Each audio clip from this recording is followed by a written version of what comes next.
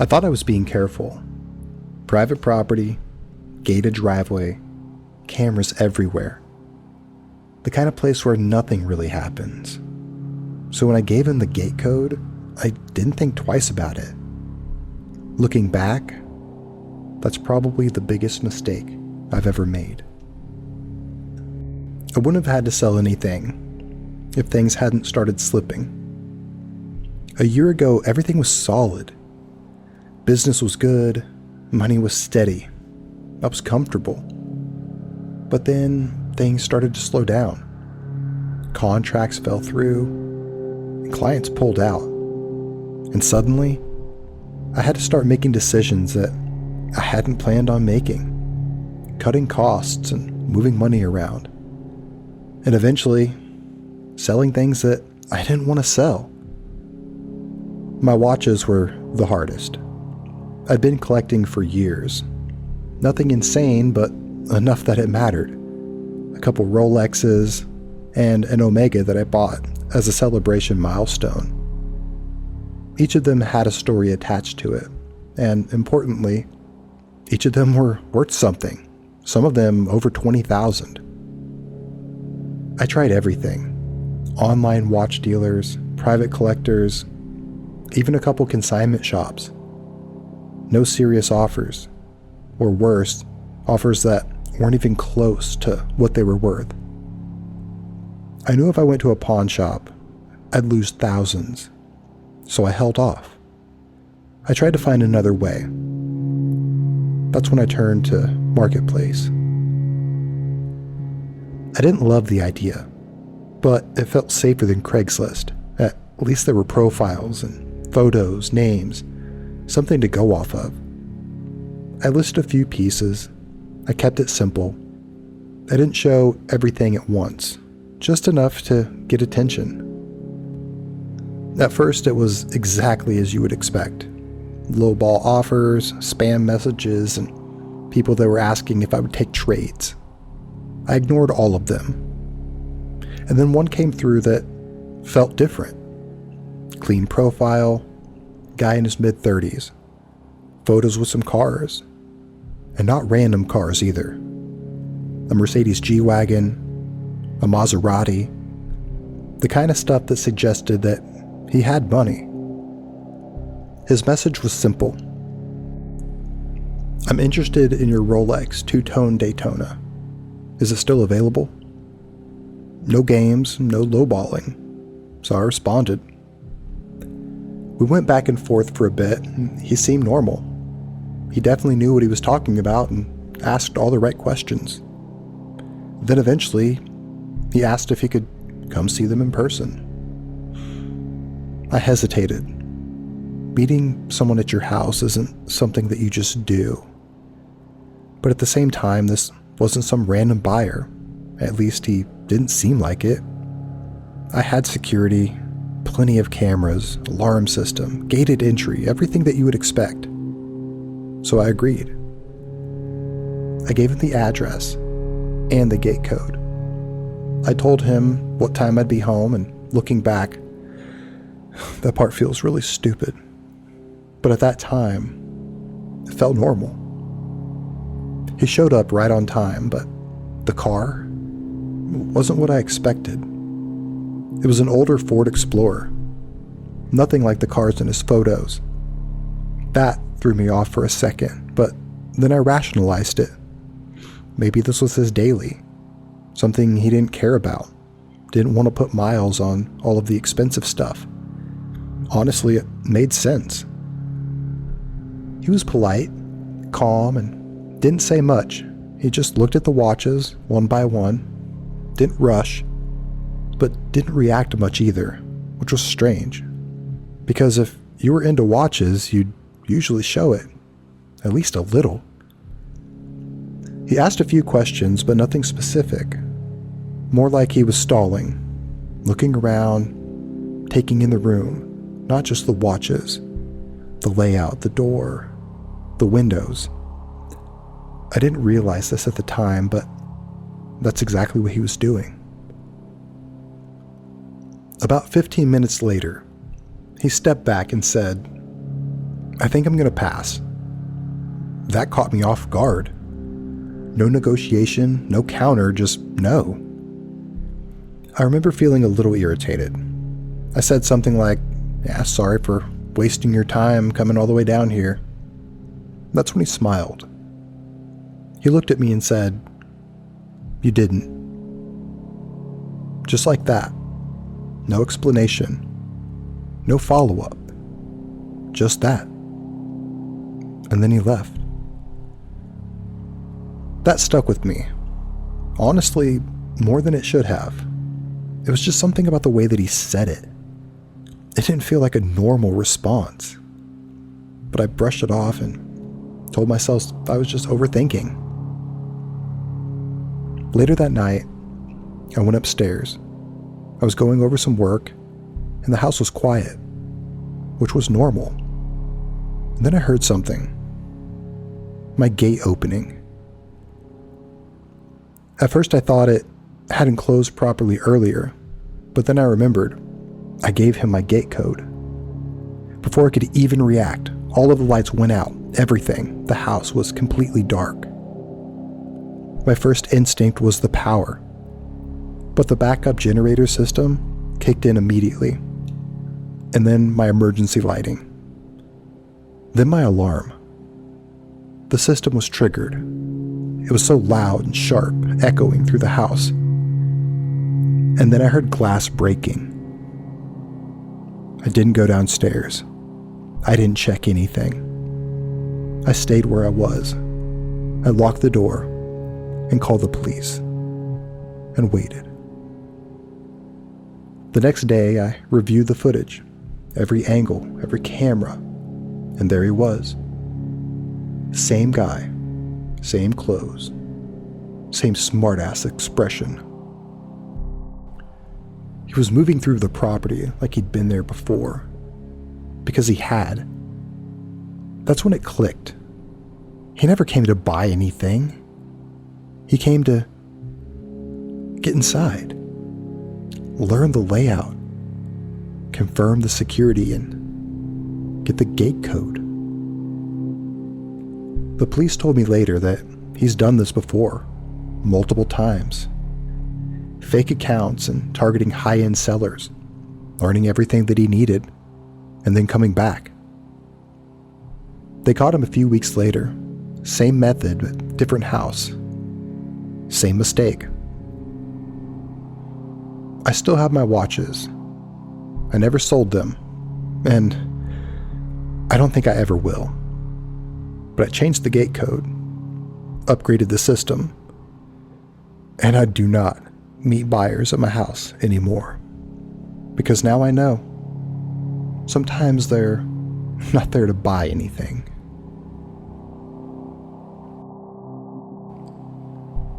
I thought this would be a normal marketplace sale. A tent, an old backpack, an axe that I hadn't used in years. I met the guy, I sold it to him, and that was it. Or at least I thought. Because 3 days later, the police force showed up at my door and told me I knew exactly what they were there for. I'd been meaning to get rid of some of my old camping gear. It was just sitting in my garage and taking up space. Old camping stuff from a phase that I went through a few years back, nothing special. A 2-person tent, worn out hiking backpack, and a hatchet that I used maybe like once or twice. I hadn't touched any of this stuff for years. So I listed everything on Marketplace, grouped it together as a bundle, super cheap because I just wanted it gone. It didn't take long for someone to message me. Their profile looked normal enough, no red flags. A name, couple photos, nothing really stood out. He asked if it was still available. I said yes. He replied and said, "I can come pick it up today." I mean, that wasn't unusual. What was how quickly he wanted to move. No questions about condition, no negotiation, just send me the address. I gave him my address and told him that I'd be home that afternoon. He showed up exactly when he said he would. That part I remember clearly. because it felt off.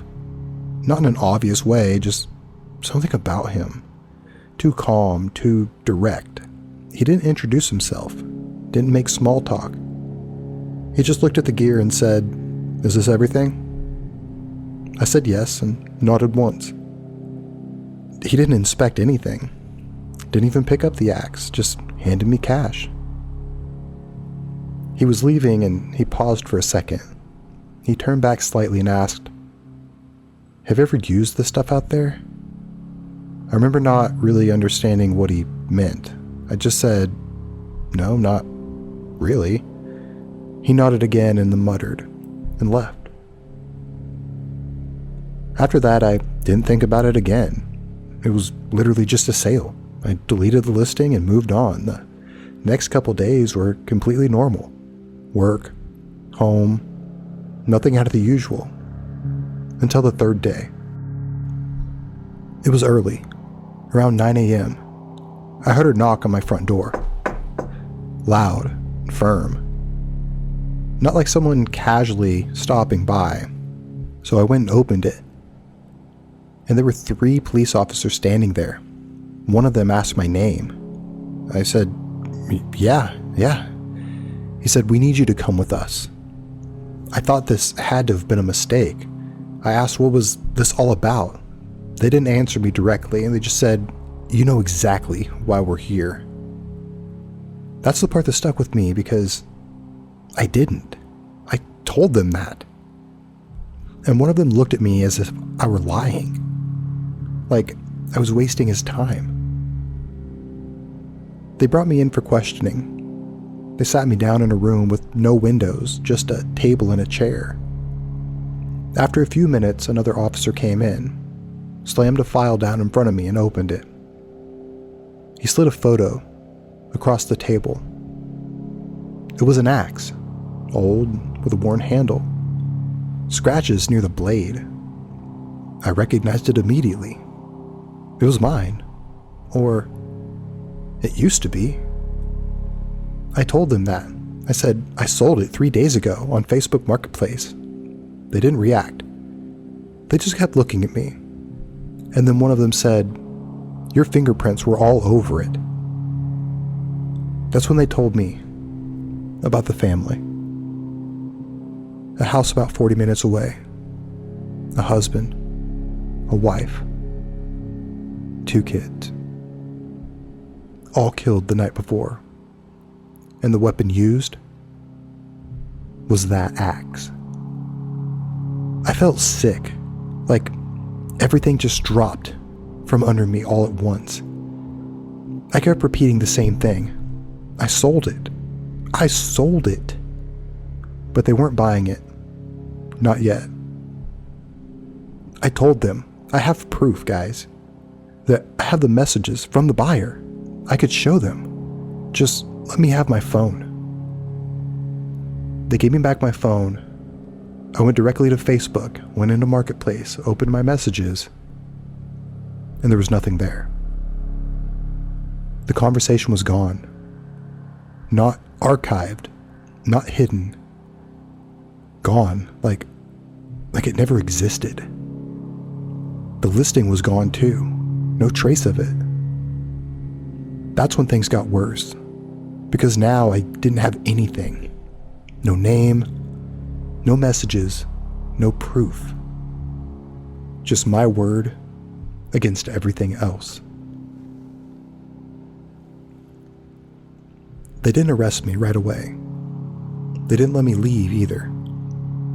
I sat in that room for hours, asking the same questions over and over, trying to remember anything about that guy. But there wasn't much. That's the problem.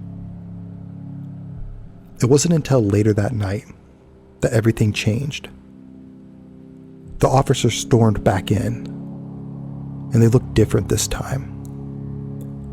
Less aggressive, more focused. He sat down and said, "We caught someone." 3 days after, what happened to that family? Someone else tried to do the same thing. Different house. Same method. Same type of weapon, But this time, they were caught. They showed me a photo, and I knew immediately that it was him. The guy who bought my gear. Same face, same expression, and same stillness. They let me go that night. No apologies or explanations, just, you're free to leave. I never got my things back, not the axe, not the bag, nothing. But that's not what bothers me. What bothers me is that I can't find any record of that account anywhere. And sometimes I still think about the way he asked that question. You ever use this stuff out there? Because now I don't think he was talking about camping.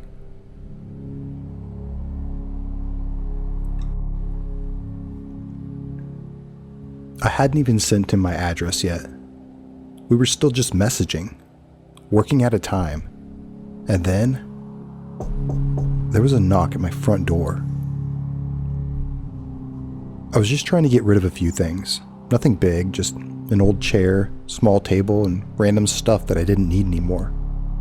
I listed everything on Facebook Marketplace late one night. I honestly didn't expect much. It usually takes a day or two before someone even messages you. But this time, it didn't.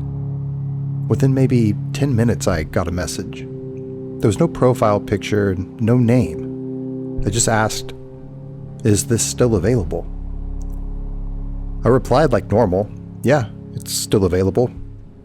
He responded instantly, "I can come pick it up tonight." That was the first thing that felt kind of off. It was already late, close to 10 p.m. I told him I'd prefer he just come tomorrow. And then he sent, "I'll be nearby anyway." That wording stuck with me. Nearby. I hadn't even told him where I lived. I tried to keep it normal. Told him we could figure everything out tomorrow morning. But he kept pushing. Not aggressive, just persistent. "I don't mind coming by now. I can be quick. I'm right here in the area." At that point, I just stopped responding. I closed the app and figured I'd deal with it all in the morning. About 5 or 10 minutes passed, and I was just sitting there on my couch scrolling, not even thinking about it anymore. And then, a knock. 3 times. Slow, even. I remember just sitting there for a second, because I wasn't expecting anyone. At all. My first thought was that it had probably been a neighbor or something, but something didn't feel right. I stood up slowly and walked back towards the door. I didn't open it. I just looked through the little peephole. There was a man standing there, hands in his pockets, looking straight at the door, waiting. My phone buzzed. I didn't even have time to check it. I already knew. But I did anyway, and it was a message from the buyer. "I'm here." I felt that drop in my stomach, that instant realization that something was wrong. I never sent my address, not even close. No zip code, no street name, nothing. I hadn't given him anything. So how was he standing outside of my house? Another knock. Louder this time. More impatient. I backed away from the door and didn't make a sound, didn't respond. My phone buzzed again. "You don't have to hide." I went to the window beside the door, carefully and slowly, just enough to see. He hadn't moved. Still standing there, but now his head was slightly tilted like he was listening. My phone buzzed again. Another message. "You were just at the window." I froze. I hadn't made a sound. I barely even moved the curtain. There was no way he could have seen that. I stepped back into the hallway, heart pounding, trying to think, trying to figure out what I could do. And then I heard it. The door handle was turning slowly. It didn't open, but it did move. Almost like he was testing it to see if it was locked. And then my phone buzzed one more time. It's okay. I already know you're here. I didn't open the door. I didn't respond. I just stood there waiting, listening. And after a few minutes, the knocking had stopped. The messages had stopped. And when I finally checked the peephole again, he was gone. I deleted that listing that night, blocked his account. But sometimes, I still think about that message. The one I didn't respond to. The one that he sent right before he left. I'll come back when you're ready.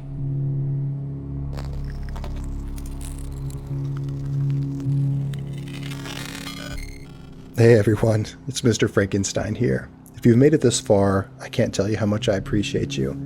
I had a lot of requests to do some more of these Facebook videos, so if you want more, go ahead and leave me a comment, or if there's anything that you'd like to listen to or hear specifically, or even better, if you have your own stories, go ahead and send those over. I really appreciate you guys. Take care.